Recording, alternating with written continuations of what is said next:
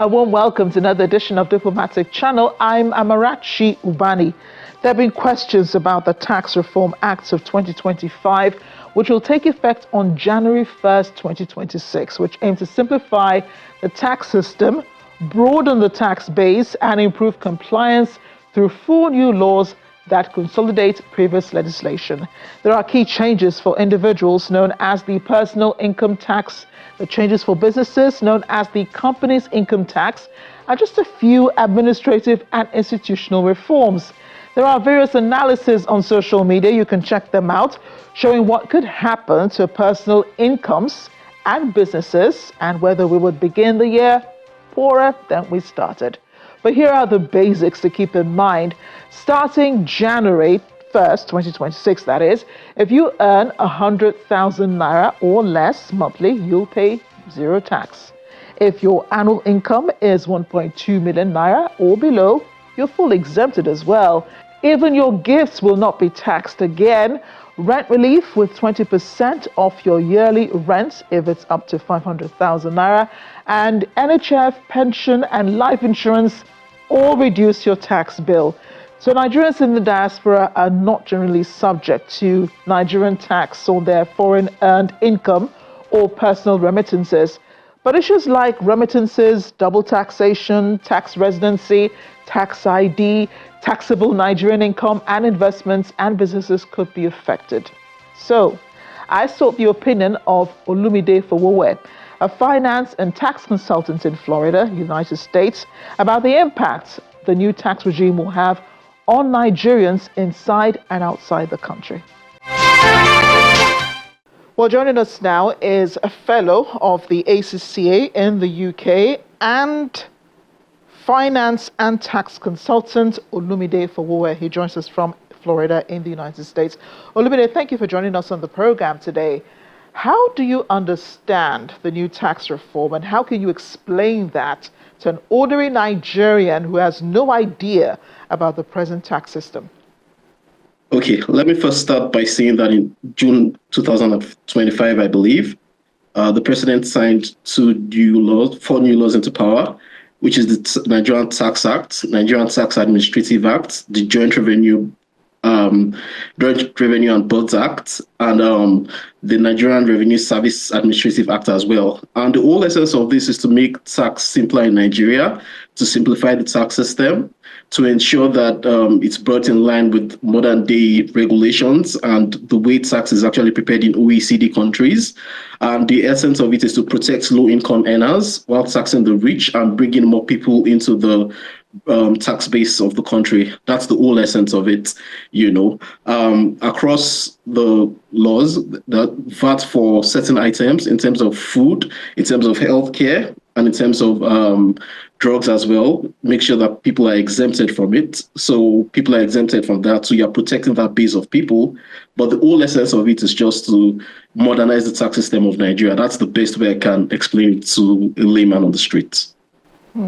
So from my understanding, this is to ensure that the system, I'm talking about the new tax regime that's coming up in January, it's to ensure that the system captures everyone who should be paying taxes in Nigeria, right? You are completely correct, because one of the things about the law is that every individual will have a tax identification number, be it business or be it a normal individual. And so what that does is that you have to register, so that you can have your tax identification number. Now, I know a lot of Nigerians are very skeptical when it comes to registering for these things. And I believe that the way the tax law is actually, the way it has actually been prepared is the fact that you can use your national identification number to register for your tax identification number. But for new businesses as well, they will have to register to get an NIN. And also, any other person that is going to be doing business in Nigeria will have to be filing VAT on a new system that will be recording VAT real time to the FIRS authorities, which is going to become known as NRS. And there's also the fact that a lot of people that are not previously captured in the old tax laws were brought into this new law so that nobody escapes the fact that they have to pay tax. And I'll give you an example. In the old law, companies that actually supply goods to Nigeria did not used to pay VAT, but under the new law now, those companies will have to pay VAT. So there's a widening of the tax base, so to speak, to bring in more people into the tax net so that nobody escapes paying taxes that is due to the government in the country. Yeah, so that benefits the government, of course, but for the citizens, we need to talk about how this affects us. And I know that when you talk about how it affects us, this usually applies to people who live in Nigeria, but the diaspora has been brought into this as well. There have been seminars to explain this to you, how it affects you, how it affects your businesses. So how do you think the regime affects Nigerians in the diaspora, people such as yourself and others who still have ties to Nigeria? The good thing about this is the first thing that this law does is that it simplifies what it means to be a resident of Nigeria. And so what it does is if you have lived in Nigeria for 183 days out of 365 days in a year, then you'll be considered for, paying taxes.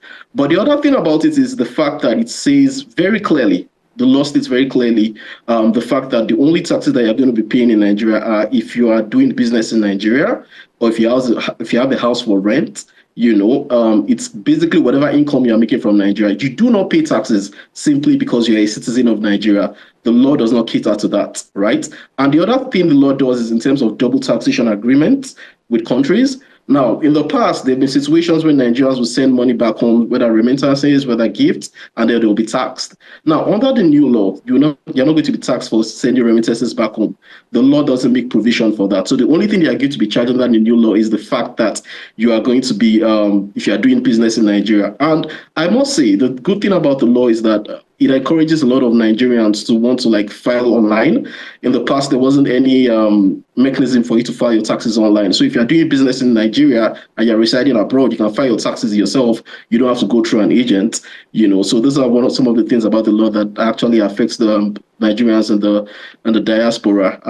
It's more transparent. It's easier to file your taxes, and it clearly states what a taxable person should be. And if you're not going to be in the country or doing any business in the country, so to speak, or having any activity generates income from you, you do not file simply because you're a citizen of Nigeria. The law does not cater to that.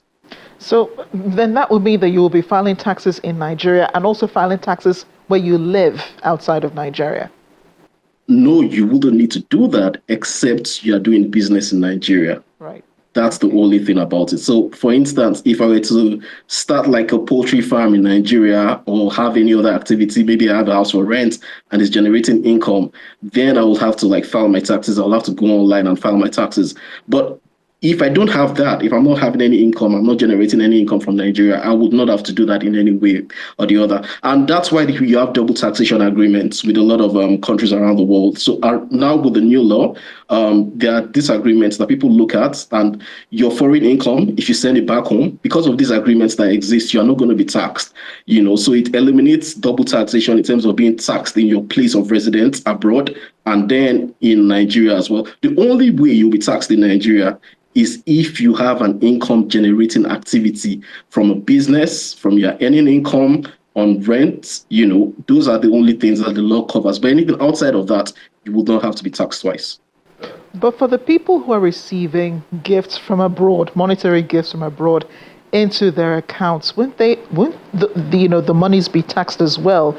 Because from what I'm understanding, even monies that come into your accounts would also be, come under this tax regime. So you're also putting them at somewhat of a loss, I would say, if they also have to pay tax on the monies being sent back home. So the way I understand the law and the way I've seen it is gifts and remittances are not going to be taxed. If you send people, how will that be differentiated? How would you differentiate a gift or a remittance that's coming into your account? That's why you have double taxation agreements as well, and that's why they can actually look at these things. And you go online and they have these agreements with a lot of countries around the world. So with the old law, you could have that, you could have the situation where you are taxed for your income. Because don't forget that if you're sending gifts back home, you've already been taxed on that money. in your place of residence, right? So if you're going to send it back home and then because you sent it to someone, they're going to tax that person again, it's effectively double taxation. And it was one of the problems with the old law. And that's why this new law is in place. It's one of the things that the law should address, and it clearly states that apart from those remittances, gifts, let's say you take a flight and all of that, you can't be taxed on that again. The law does not make any provision for that. Right. And so people are wondering, this new tax regime would, generate a lot of revenue for the government, but what will all of that money be used for? That's something I think people are really not clear about. So much resources, so much revenue at the hands of government, but what will it be used for? All of the other taxes we've been paying, what will they be used for as well? Let me caveat this by saying that everybody knows, if you've lived long enough in Nigeria, that there's a trust deficit between the government and its people. Now, that trust deficit did not start with this present administration. It has always been there. If you want me to tell you what the money should be used for, officially, I'll tell you. It should be used for better roads. We should have better infrastructure. It should be used for national development, especially now that states and local governments will be receiving more money in terms of VAT, because the federal government has reduced what it's going to be collecting in terms of VAT from 15% to 10%. So the states and local governments are going to be receiving more of the VAT. You should have better rural electrification, right? And you should have better healthcare amongst our communities, right? But the truth of the matter is that trust deficit exists. And you can't tell people that, trust me, your taxes will be used for this. That's not the way this works, right? And the way this is going to work is the government will have to be very transparent. They will have to be very accountable.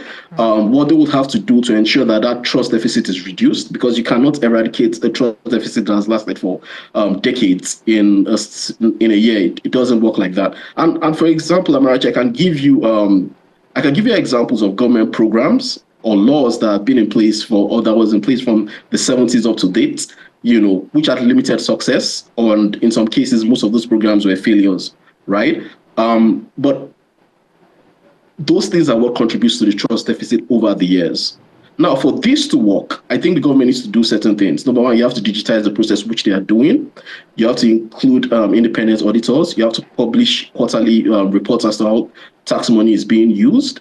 And also, you have to ensure that, you have a system where you're not arrogant about it. And you tell people, there should be more transparency. I believe that if there's more transparency, if Nigerians see what their tax money is being used for, if they see better roads, if they see electricity, I believe that you won't have to cajole them to pay taxes. They will pay taxes on their own.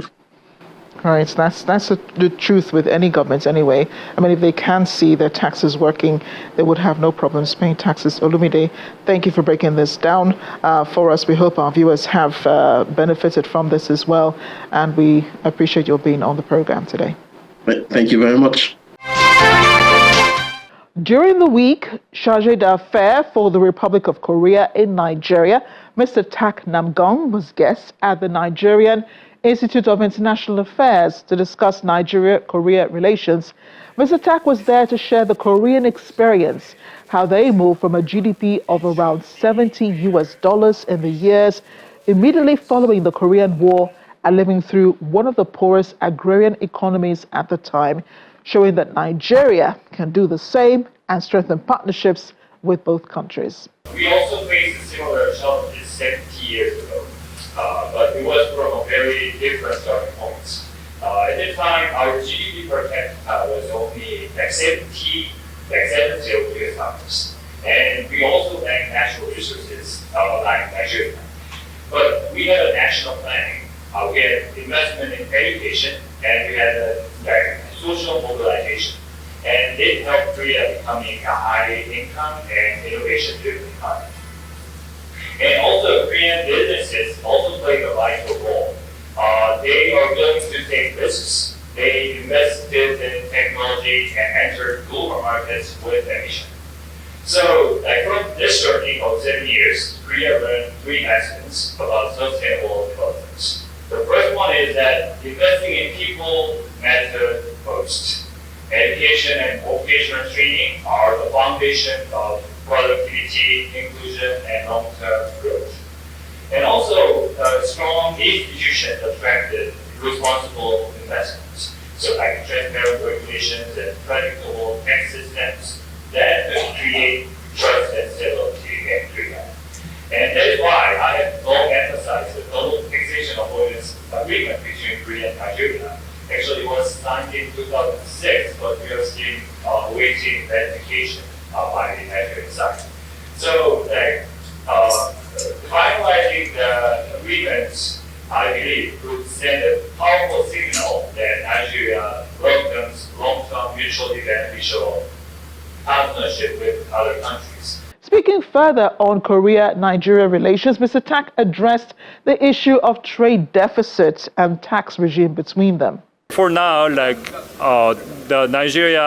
from Nigeria we import oil and gas, and it is a fundamental source for economic development. But at the same time, we also see an opportunity for trade for the more value-added products, and that's why we are here. Some Korean companies are here, not just for oil and gas and the fundamentals, but for more concrete, in-depth collaborations.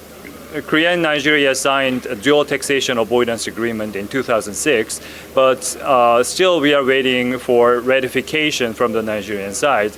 And if we see the avoidance, dual taxation avoidance agreements finalized between the two countries, it will bring more Korean companies to invest in Nigeria, and it will be mutually beneficial for both of the countries. The Director General of the NIIA, Professor Hossein Saye, said there is a lot more Nigeria can learn from South Korea. South Korea has moved from being an agrarian, subsistence-based economy, basically non-industrialized, to a country that is not only industrialized, but one of the world's $1 trillion economies. And South Korea entered that category such a long time ago. So the question is, there must be something about the South Korean experience, especially also given the fact that it had a colonial history and it had all of these obstacles and challenges that we identify today as major obstacles to our growth and progress.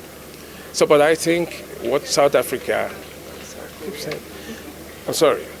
Korea very abundantly shows is that it is possible if you have a leadership, a committed elite, and a resilient and strong private sector. Now, South Korea has the pivotal state approach to development, meaning that the state does not disappear, but the state then becomes the enabling force for the private sector. And so you go all over the world, you see the South Korean companies, what they are all doing is following state inroads and openings.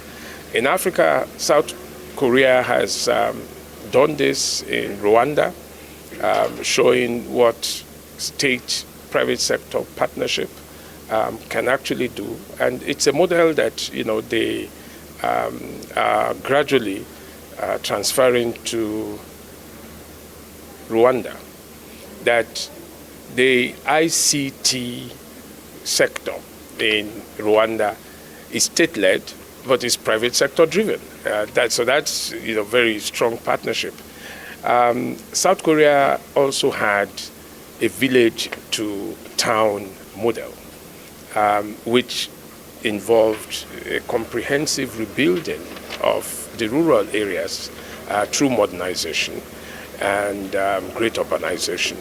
So that is also something that we can learn from. But I think the most important of them all is that South Korea had something you might want to call a homegrown technological base. And that's the thing that needs to be transferred. So for Nigeria, for instance, in the agri sector, in the industrial sector, in the manufacturing and all of those things, we need greater partnership.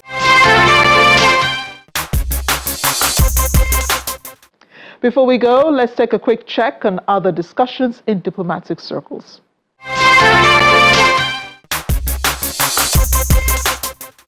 The Nigerian Diaspora Investment Summit came to an end this weekend in the Federal Capital Territory, Abuja, as high-profile pitching sessions spotlighted investment-ready opportunities across real estate, health and creative, entertainment, agriculture and sports industries.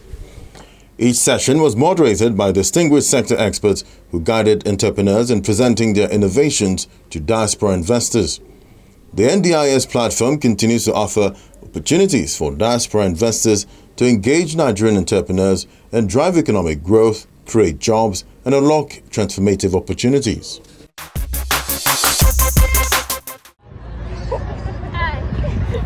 The UN's World Health Organization, Mine Action Service, and the Refugee Agency have delivered stark warnings over the deteriorating situation in Sudan, where fighting continues between the military and rival paramilitary rapid support forces. The fighting has killed at least 40,000 people, according to the World Health Organization, and displaced 12 million others. According to the UNHCR, around 90,000 people fled El Fasher and nearby areas in the last 2 weeks. People are also dying due to lack of access to basic health facilities, and the UN warns of increasing number of cholera cases with over 3,500 associated deaths.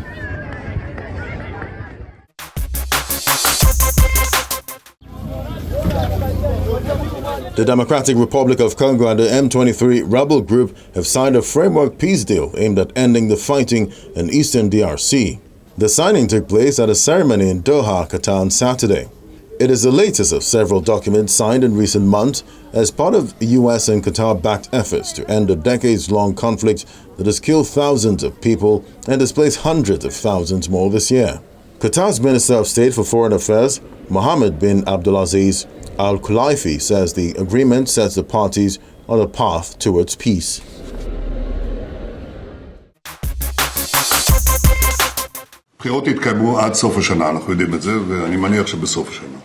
Israeli Prime Minister Benjamin Netanyahu has declared that part of Gaza controlled by Hamas would be demilitarized as the first phase of the ceasefire is almost completed. According to Mr. Netanyahu, the alleged non-demilitarization of the part of Gaza that's in the hands of Hamas, there'll be no such thing either in the 20-point plan or anything else. That territory, demilitarized, and Hamas disarmament will either happen the easy way or it will happen the hard way. Mr. Netanyahu did not specify the third-party countries or interim force are expected to operate.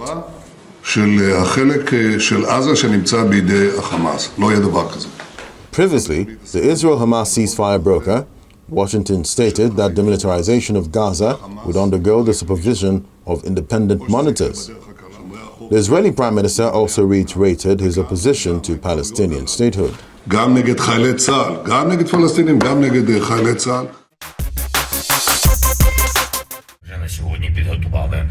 Ukrainian President Volodymyr Zelensky says his country has secured a new gas supply route from Greece ahead of a difficult winter. It comes as Kyiv reels from an ongoing corruption scandal inside its energy sector. The deal is expected to be signed during the upcoming visit to Greece, alongside other arrangements to finance Ukraine's winter gas needs. The Ukrainian president says Kyiv and Athens have agreed mechanisms to cover nearly 2 billion euros in gas imports to compensate for the loss of Ukrainian production due to the Russian attack. He said European allies and banks are cooperating on a financial package, with Norway, the US and Ukraine's Polish partners also working to secure winter deliveries.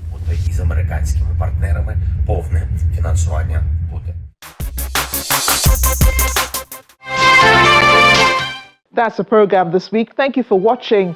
I'm Amarachi Ubani. I look forward to your comments. See you next time.